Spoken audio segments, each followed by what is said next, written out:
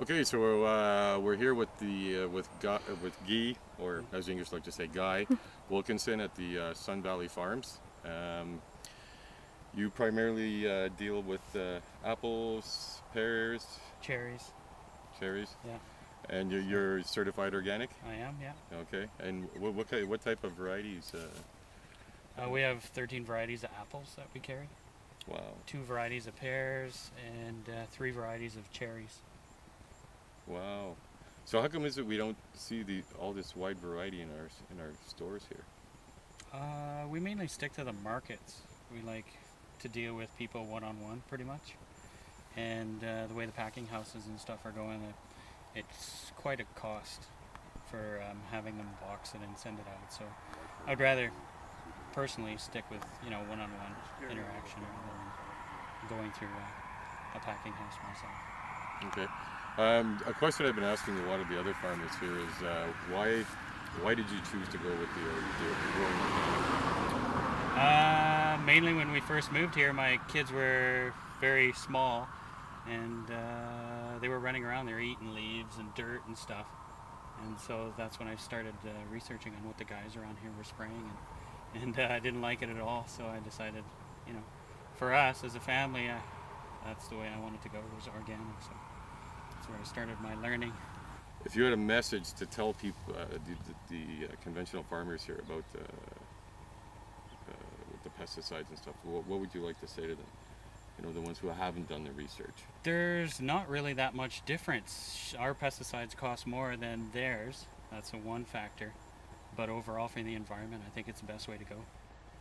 And the other thing is that they're always saying, oh yeah, it's too much work, right, with weeds and stuff. Well, once the tree is established, it's cosmetic. It doesn't really bother the trees at all. I know it's sad, our society, how it's all based on money today, and it's created such a division, and that's why I contacted the Okanagan band to have the Spotted Lake picture to put in the calendar, and the medicinal and healing of it, right. and the locals' message is that's what we need to do as a community, is we need to heal from all this division, because it does come, for most it comes down to the bottom line, and it's the way the system is built, and it's up to we, the people, we the locals, to fix it. Yeah. Corporations are, the big corporations, that is, are not here for our benefit. It's only bottom lines. Right. And your calendar, it's the greatest thing, because it puts awareness out there. And that's what the problem with some of this is. People aren't educated. Like, they have no idea they're spraying Roundup, but it only depreciates in the soil 2% a year. So 2%, and then they add on and add on and add on. Pretty soon you have no soil. Pretty much it's all contaminated, and yes, it does get absorbed into the tree. Yeah. But is that what you want to eat? I know. I don't. I don't. I know. So I'm the same way too. So.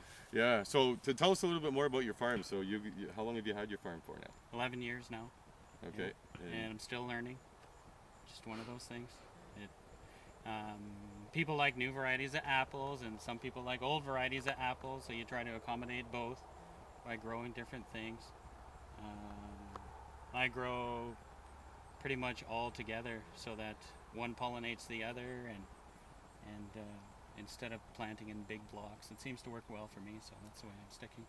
Well, with the whole monoculture thing, it's amazing all the bugs it creates, I guess, when you got too much monoculture. Like now they're making a shift over to vineyards. A lot of private companies coming in, buying up the vineyards, keeping the owners on to run it. And that's going to create a whole new bug, and if we don't have the biodiversity going on, more Roundup, more sprays, and yeah. Again, it's up to we the people to fix it, but I truly commend farmers like yourself that are Thank you. Are ethical organic farmers at the end of the day. All right. I appreciate it. Yes, so thank you for your time, and on to the next farm. Okay, we're here with John Miller, who runs the grist mill here, which some would ask why would the grist mill be part of the Real Living with Real Food calendar here. But the thing about the grist mill is they actually grow the flour here. Actually, maybe John, you could tell me. Okay. The easiest way to answer your question is, what is grist? What the heck is grist? Grist is a clean grain ready to be ground into flour for human consumption. So that's what we work with. And the grist we work with specifically is old-fashioned heritage red fife wheat, grown organically and grinded into flour. Fresh, whole wheat, organic flour. That's what we have here.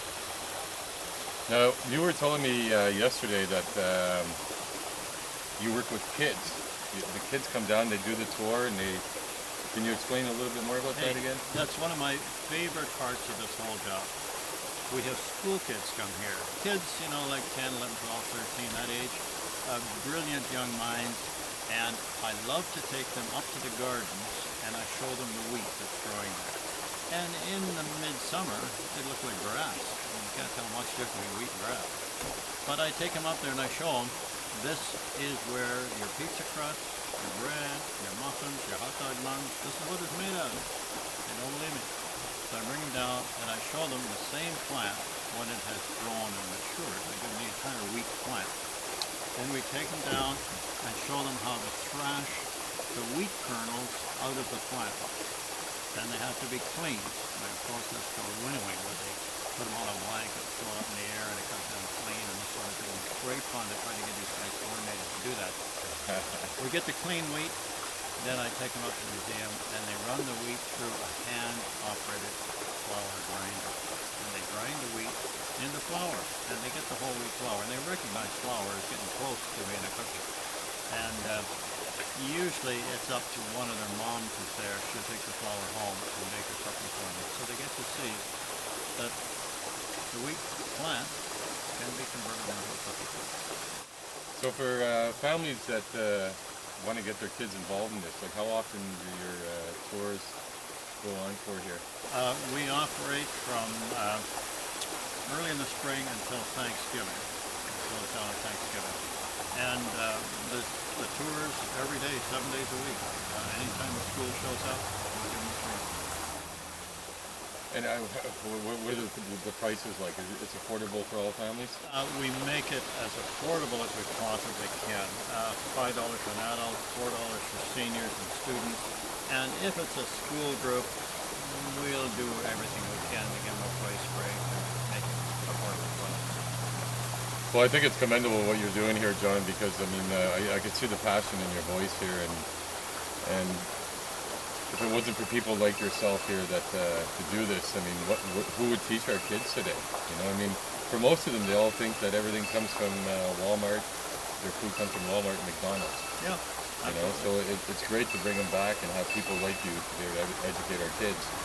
Now, the one thing John was telling me yesterday as well, and I got to see it a little bit myself here, is this mill here is haunted.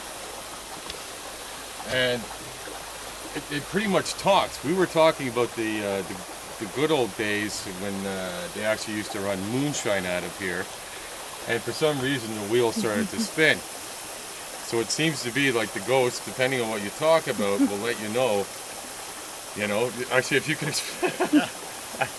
The mill was built in 1877, so it's been here for more than 130 years. Sometime in the past, an Oriental gentleman died under questionable circumstances, and without any... There you go. There you go. Can you take We're showing you. Get in? You can see it. Yes. And the machinery starts. Look at that by itself. Yeah, that's the ghost doing that, for sure. I knew it. It started for no reason, other than the ghost did it. The ghost is buried in the floor, on the lower floor of the mill, buried in the dirt. I did meet a young man who, at age 13, was involved with a group of kids that were digging for the bones. They didn't find them, but they got scared away every time they tried looking. And I do know of a very well-documented case where a very rational woodworker who was doing some construction on the mill was coming up the old stairs in the mill, and he felt the ghost grab him by the ankles and pull him down into the grave. This was a very rational individual, and it frightened the living daylights out of him. He never again went back into the mill after dark. He would only work during the day if there was other people in their room. Hmm.